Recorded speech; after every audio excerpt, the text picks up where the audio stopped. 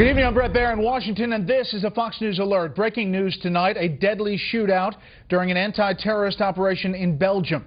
Suspects were said to be on the verge of a major attack. For the latest, let's go to senior correspondent Rick Leventhal in neighboring France. Rick. Brett, authorities say there is no known connection yet between those raids in Belgium and the attacks here in Paris, but it appears to be evidence of an ongoing threat from radical Islamists in this region. Tonight's raids, the result of an investigation that went on for weeks, tracking extremists who'd returned to Belgium from Syria, where they'd apparently been trained for terror. When counterterrorism teams moved in on one location near the central train station in the town of Verviers, authorities say the suspects opened fire for several minutes with military-style weapons and handguns. Security forces killed 2, wounded another, and made numerous arrests, raiding a dozen locations in all. No security personnel injured. And another suspect is now in custody under investigation for supplying weapons to the kosher grocery shooter, Ahmedi Koulibaly. It was an arsenal including Kalashnikov rifles and rocket launchers, possibly arming the Kouachi brothers as well, who attacked that newspaper, killing 12. Last night on Special Report, the French ambassador to the U.S. explained where these terrorist weapons are coming from. Apparently they were bought in Brussels, in the neighborhood of the railway station, where there is a lot of trafficking. You know, because now weapons are in Europe are coming from the Balkans. So you have a lot of Kalashnikov, unfortunately, which are that you can buy now for a few thousand euros.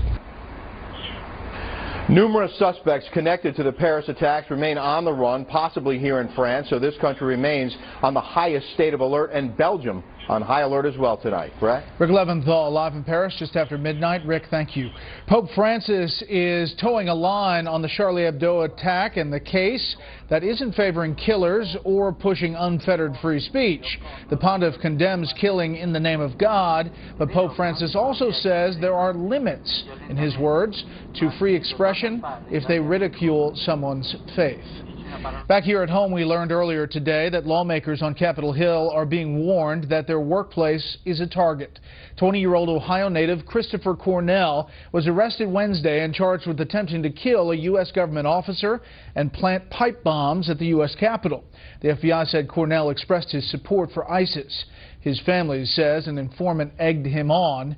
He's due in court tomorrow afternoon. As terror plots unfold throughout the world, critics are shocked the Obama administration is continuing to free Gitmo detainees who may return to the battlefield.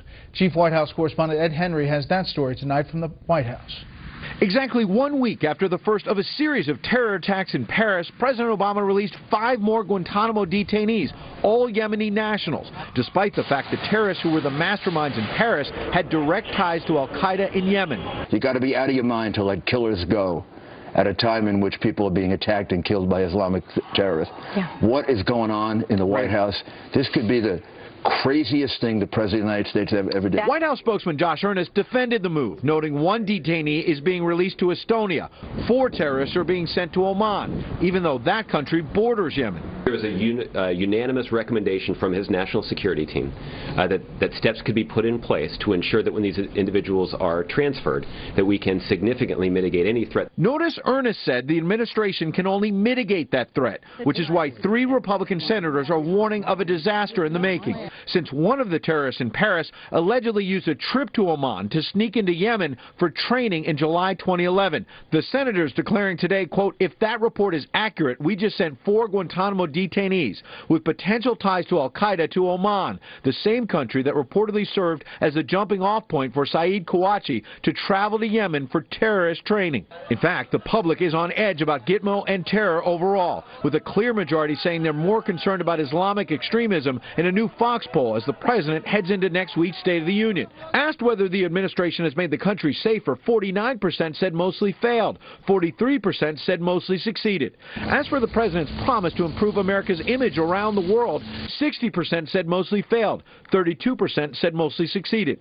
A clear majority also wants to keep Gitmo open over the president's wishes, and when asked if he's exceeding his authority by transferring detainees, 54% say yes, 37% say no. Earnest pushed back on Republican claims that 30% of released Gitmo detainees returned to the battlefield, saying the number is far lower. Isn't that still a problem? 6% of these detainees wind up going back into terrorism, could kill people in Paris or Washington. It is, and it's certainly why this administration continues to pursue a very aggressive counterterrorism strategy. At the same time, Ed, it would also be unwise to neglect the fact that the prison at Guantanamo Bay continues to inspire violent acts around the globe. So it's not as if we can avoid violence by just keeping the prison open and keeping them all locked up. Now, the president has a working dinner tonight with the key ally, British Prime Minister David Cameron. They'll have a joint news conference here tomorrow where all these terror threats will be front and center, Brett. Ed Henry live on the North Lawn. Ed, thank you. So what do you think should be done about Gitmo detainees? Let me know at facebook.com/BrettBairSR or on Twitter at BrettBair. Use the hashtag special report. We may use a comment or two with the panel later. As we told you yesterday, even though ISIS and Al-Qaeda have gotten more attention lately, Nigerian terror group Boko Haram still poses a major threat.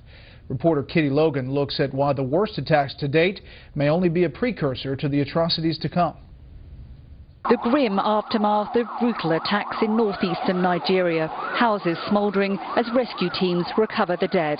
The exact death toll is unclear, but it's thought around 2,000 people may have been killed. Eyewitnesses say Islamic militants from Boko Haram carried out the attacks over several days last week. The killings have drawn international condemnation. What they have done with respect to the slaughter recently is a crime against humanity, nothing less.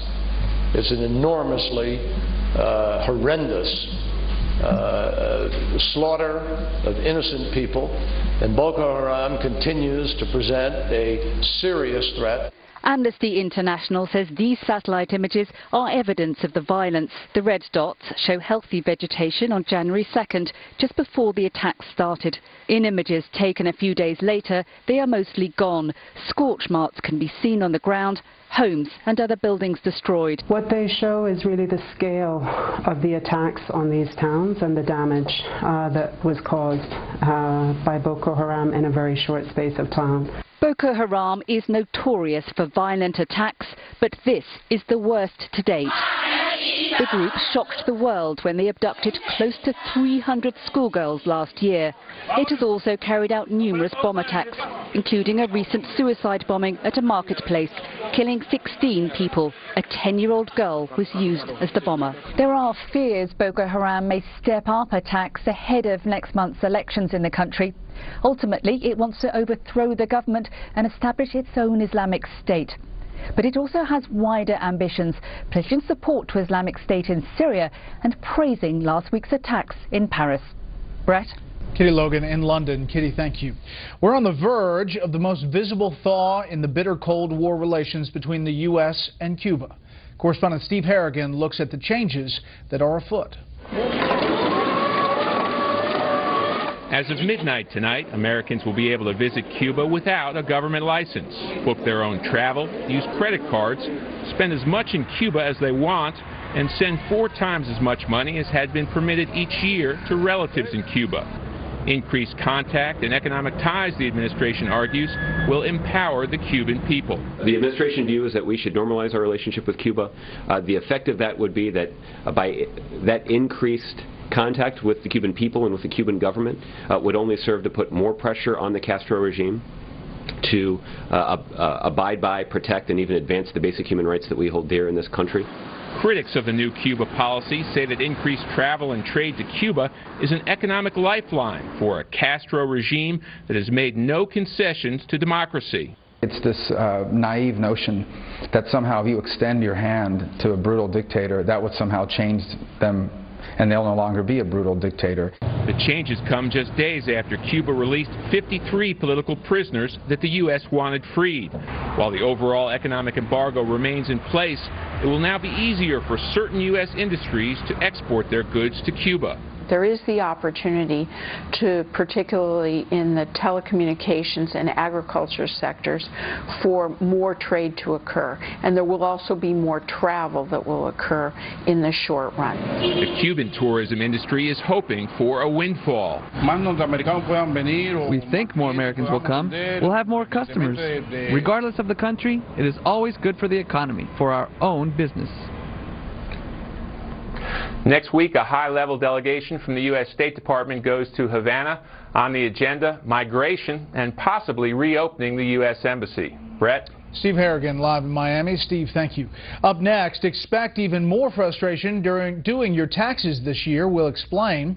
First, here's what some of our Fox affiliates around the country are covering tonight. KPTV in Portland has the story of a man threatening to blow up a Jewish deli in the name of Allah.